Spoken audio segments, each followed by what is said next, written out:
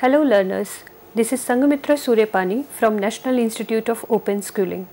Today we will discuss and explain the second lesson of your senior secondary biology course, that is the kingdom Monera, Protista and Fungi.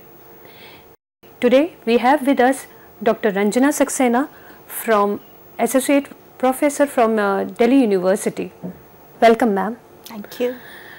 Ma'am, on behalf of our learners, I would ask, as there are many organisms on this earth, how can we classify them, or is there any specific method to classify them to make them remember?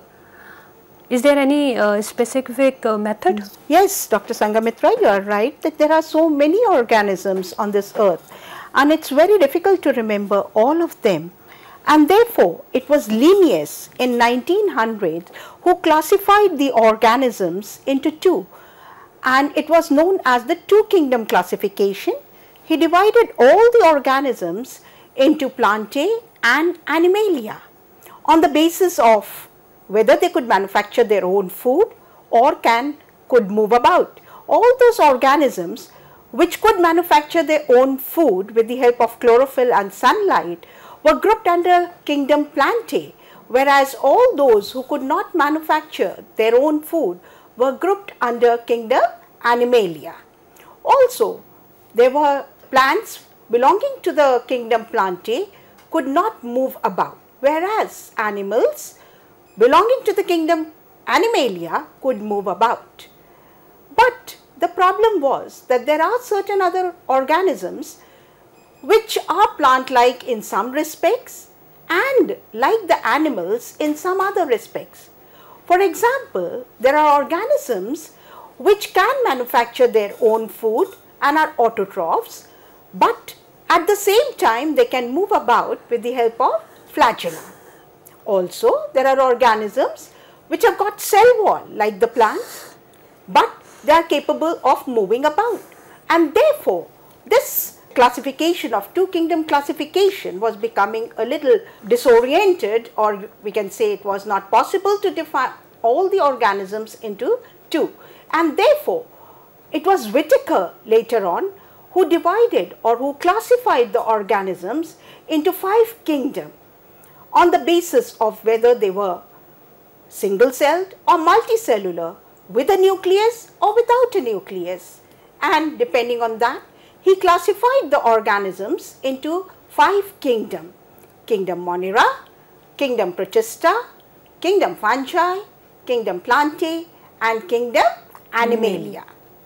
Kingdom Monerae were different from the remaining 4 kingdoms because they lacked a nucleus and therefore they were known as prokaryotes, whereas the remaining 4, the Protista, the Fungi, Plantae and Animalia, all had a well-defined nucleus in which was present the DNA, and therefore they were known as eukaryotes.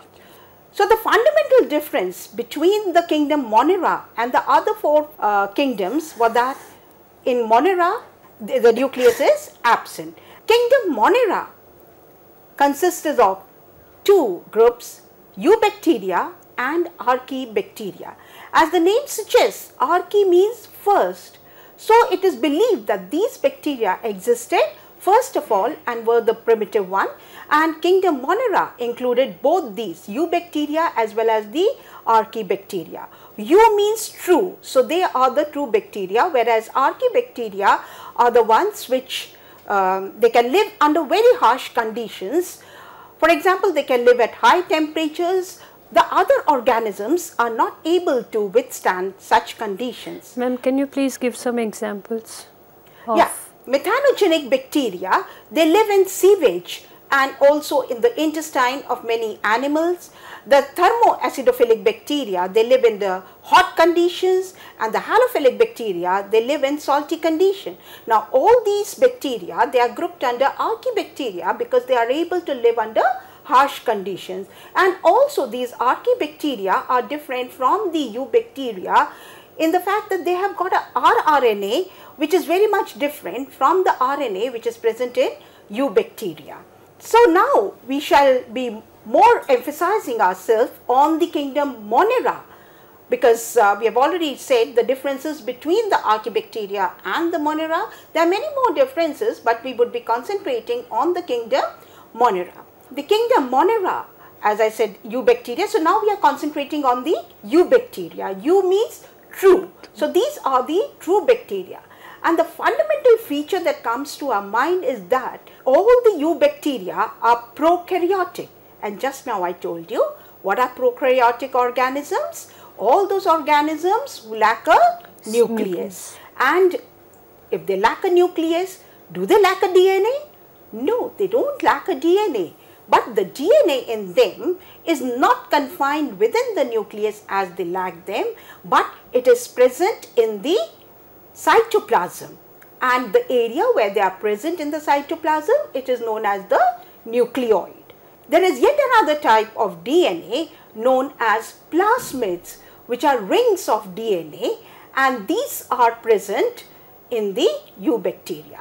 So Eubacteria have got plasmids, but these plasmids do not take part in reproduction, but they are very important because they contain genes for antibiotic resistance, and this is very important from the biotechnology point of view. As you can see here, it is a structure of the bacterial cell as a whole, where you find that the bacteria is enclosed, or the outer wall of the bacteria consists of a cell wall.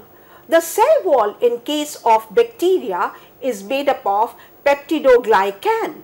Now this peptidoglycan is absent in the plants, because in case of plants the cell wall is made up of cellulose. Whereas in the case of fungi the cell wall is made up of chitin.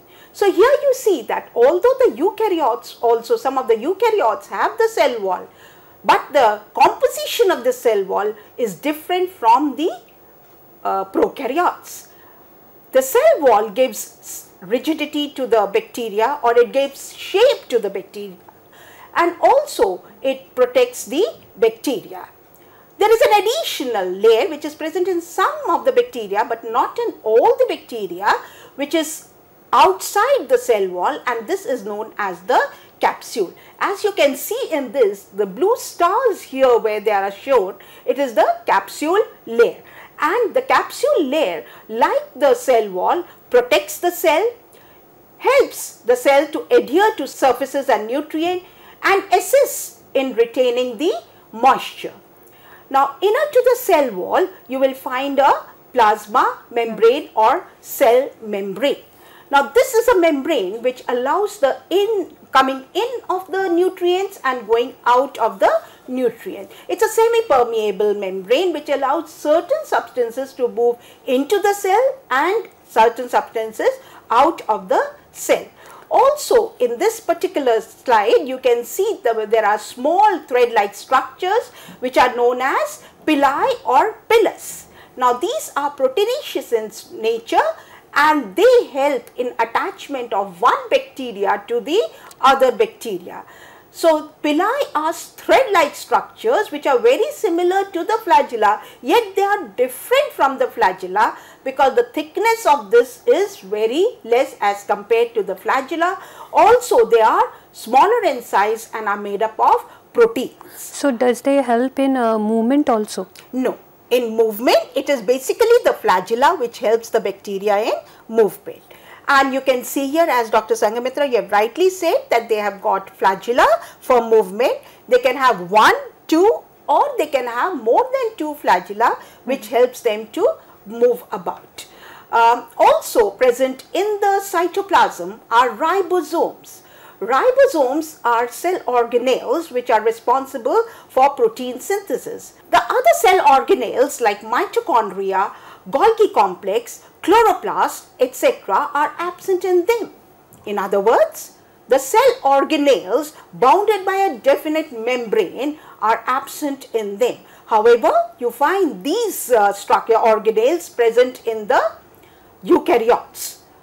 Now, there is once you have understood the structure of the bacteria, children, you can make a own bacteria on a thermocol, and you can have a model of it which will be easier for you to understand for your revision also. You can make use of plasticine, different colors of plasticine for that. You can have red plasticine, yellow plasticine, green or whatever color you like, and with different colors. For example, for the capsule you can use one color, make the outer boundary with that color to show that it has got capsule. Inner to that you can use another color of the plasticine to show the cell wall. Similarly, you can use the third color to show the cell membrane. And then the cytoplasm, you could color it yourself you can make this on a thermocol and color the cytoplasm. The DNA which is present in nucleoids, and remember they don't have a nucleus. So this DNA is present in the cytoplasm clustered together, and that you can show with some thread, or you can use whatever material you can think of. You can use that instead of plasticine. You could use different colored threads for this. And then they have a plasmid which is a round DNA, and that you can ring DNA, so that you can use with another thread and make a circle and put it in the center. Similarly, the ribosomes can be shown with some other material, like you can use bindis to show the ribosomes, or you can show stars to show the ribosomes inside the cytoplasm. Pili and the flagella can be shown with threads of different thickness. Pili can be shown with the thread which is very small and the thickness is also less. Similarly, you can show flagella which are long, with long threads, and the thickness could be more than that. So once you have made this on a thermocol, you can keep it, and that would be interesting and nice for you for your revision just before the exam. So that is how you can really make your study easy. Isn't that easy for the children to make, Sangamitra, the model of Yes, ma'am, that is very easy, and we will show them how we can make it. They also feed like any other eukaryote. Even these prokaryotes feed, and they have got different modes of feeding. For example, you will find that these bacteria can either be autotrophs, they can be saprophytes, they can be symbiotes, or they can be parasites. Autotrophs like the blue-green algae, which are also known as cyanobacteria. Now these, as you can see here, are green in color, and the mere fact that they are green in color suggests that they contain a green colored pigment which is known as chlorophyll, and with the help of sunlight, water and carbon dioxide, they are able to make their own food. So they are known as autotrophs. The saprophytes live on dead, decaying organic matter, and these saprophytes, then they are helping us. How they are helping us is that they break down the complex organic compounds into simpler ones and recycle the nutrient, and at the same time they are enriching the soil. So these bacteria are helping us. The symbiotic bacteria, Dr. Sangamitra, you must have heard of certain bacteria living in the leguminous plants. And rhizobium. These rhizobium, yes, rhizobium that lives in the root nodules of the leguminous plants, and in the process it is converting the nitrogen into amino acids, so that this amino acids can be taken up by the plants for their own food. They convert atmospheric nitrogen into amino, utility nitrogen. Yes, they convert the atmospheric nitrogen into utilize the atmospheric nitrogen. Yes. And these then are taken up by the plants as food, and the plants in turn are giving them the shelter. Similarly, we have got parasitic bacteria. Now these parasitic bacteria are harmful and they cause diseases. So on one hand we have bacteria that are very important for us and our friends, and at the same time we have bacteria which are our enemies because they are causing certain diseases. So there are many pathogenic bacteria and beneficial bacteria. Yes, there are many pathogenic as well as beneficial bacteria. I will be talking about them later also. So, now these. So yes. Ma'am, you have already told us that there is a mitochondria and Golgi bodies are absent. So how this breakdown of food takes place into that? Yes, that's a very good question. In the absence of mitochondria, where does the Food, breakdown of food takes place? Well, they have got certain organelles which are known as mesosomes. As you can see here, the red colored ones are mesosomes. It is in these mesosomes that the food breakdown of food takes place and the energy is made available to them. And these monorans can respire both aerobically and anaerobically, which means that in the absence of oxygen also they are capable of respiring. Just like any other eukaryote, these monorans are able to reproduce both asexually as well as sexually. Now, asexual mode of reproduction is by binary fission, whereas sexual mode of reproduction is by conjugation. The usual method of reproduction in these bacteria is by asexual method. Now, in this you can see here that in the first slide, the DNA is present at a hard compact structure in the nucleoid. Remember that nucleus is absent in them. So, it is present in the cytoplasm and you can see the plasmid as well. Now, in the second slide, you find that the DNA has replicated. You can see the two different colors. In the third slide, the DNA has moved to the two opposite poles.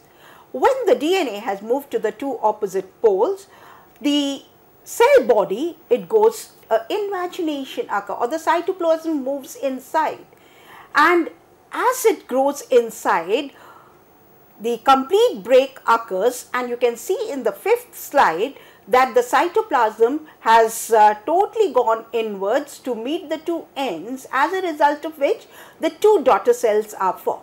Now, these two daughter cells separate out.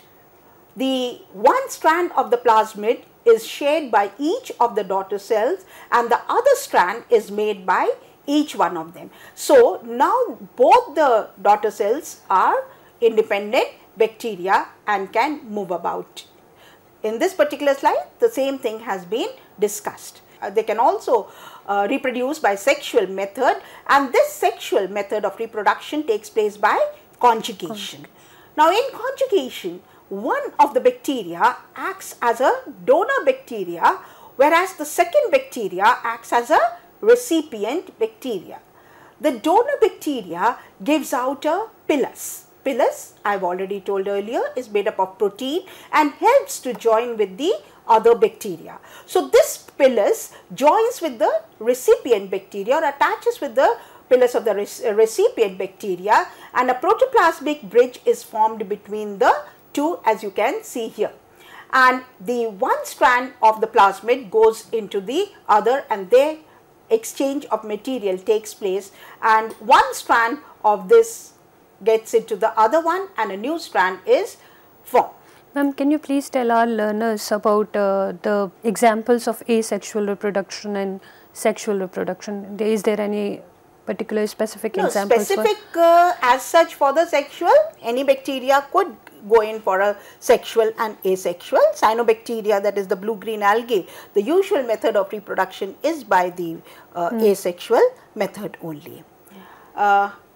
Once learners or students, you have learnt about the asexual and sexual mode of reproduction, you can again do some activity. Practice it yourself.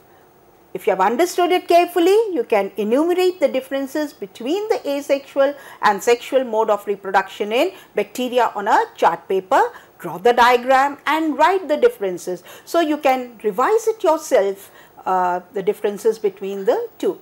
Just as you have made a model of the bacterial cell, you can make a model of the asexual method of reproduction or the sexual method of reproduction with any of the available material. You do not have to go to the market to buy the material. These materials will be easily available at home also. So, you can make the model. Ma'am, what are the economic importance of these bacteria? Yeah.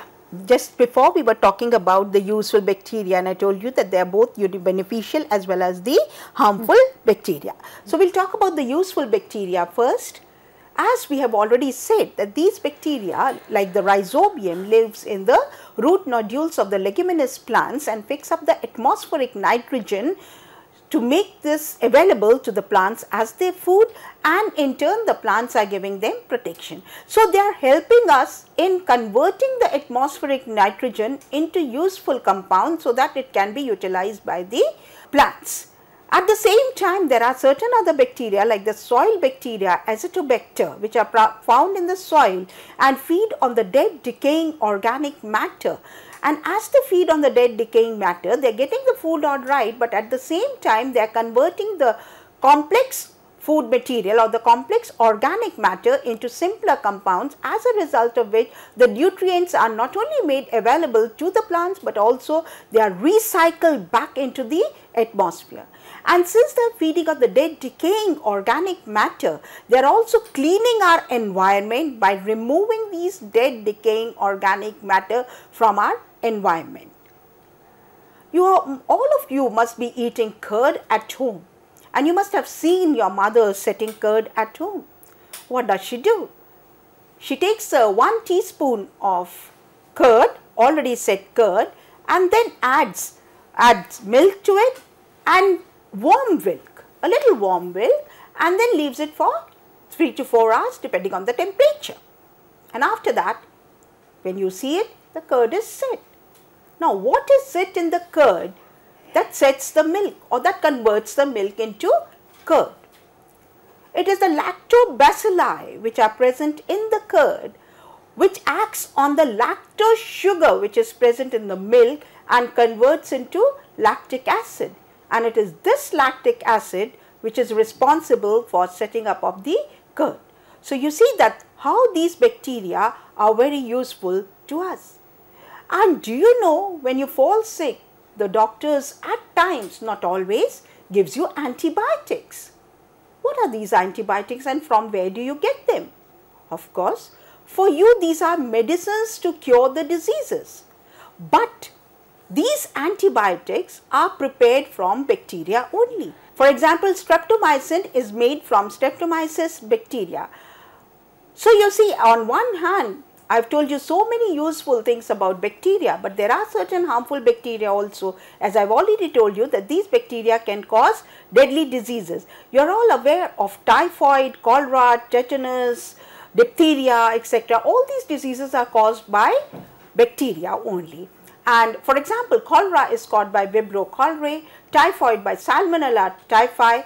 There are many more diseases. Now, what you can do as an activity, you can find out the names of various diseases which are caused by bacteria and the booster doses or the doses that you have got at the time of birth. And what are the preventive measures and control? You can take the help of your parents or internet or your elders for this particular activity. So, now you know that bacteria are not only useful, but also they are harmful to us. So, the ma'am, kingdom Monera consists of simplest structural organism, and they are the first living forms which have evolved on this earth. It is believed that they are the first ones to have come on this earth, first prokaryotic organisms to have come on this earth. So, learners, I hope this lesson or this program gives you the better understanding about the Monera characteristics of organism belonging to this kingdom. Thanks for coming to our studio, ma'am. Thank you so much, ma'am. Thanks to our learners.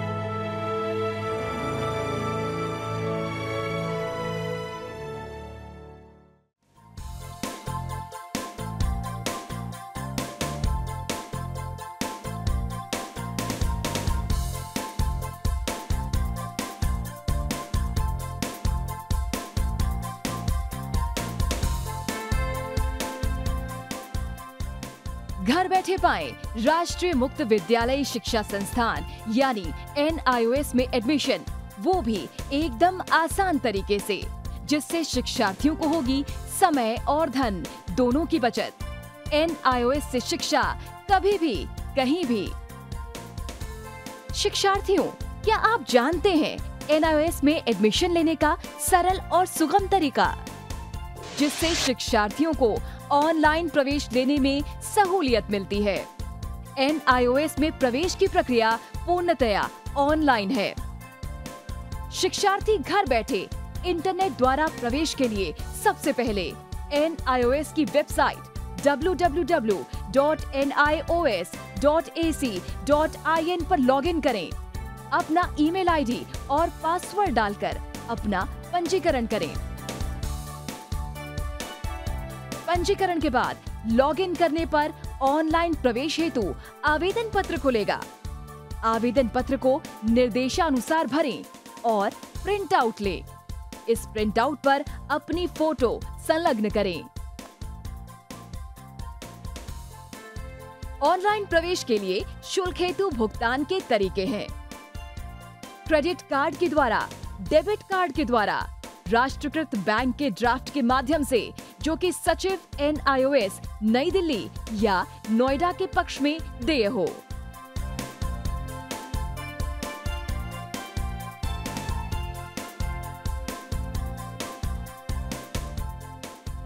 भरे हुए आवेदन पत्र के साथ साथ demand draft और संलग्न किए जाने वाले दस्तावेज हैं: जन्म रजिस्ट्रार के जिला कार्यालय से जारी जन्म प्रमाण पत्र की सत्यापित प्रति, जिसमें जन्म तिथि अंकित हो, पिछले विद्यालय से प्राप्त विद्यालय छोड़ने का प्रमाण पत्र, जिसमें आवेदक की जन्म तिथि लिखी हो। प्रवेश फॉर्म का प्रिंट आउट NIOS के संबद्ध क्षेत्रीय केंद्रों पर 10 दिनों में पहुंच जाना चाहिए, अन्यथा उचित दस्तावेज न लगे होने पर आवेदन फॉर्म रद्द किया जा सकता है। प्रवेश प्रक्रिया की पुष्टि होने के बाद शिक्षार्थियों को परिचय पत्र व अध्ययन सामग्री डाक द्वारा तुरंत पहुंचाई जाती है। ऑनलाइन प्रवेश एक बहुत ही सुगम और सुविधाजनक प्रवेश प्रणाली है। Online on time for safe and secure admission.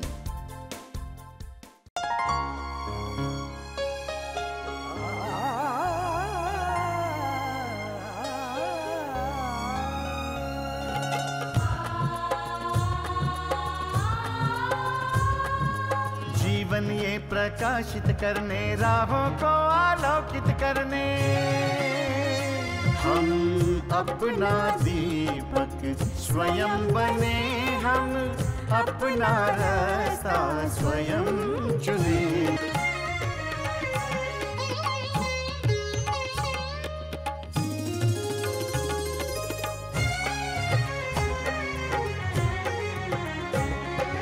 धन साधन समय की सीमा से विद्यालय जो मुक्त हो, धन साधन समय की सीमा से विद्यालय जो मुक्त हो। कभी पढ़े हम कहीं पढ़े, वे विषय के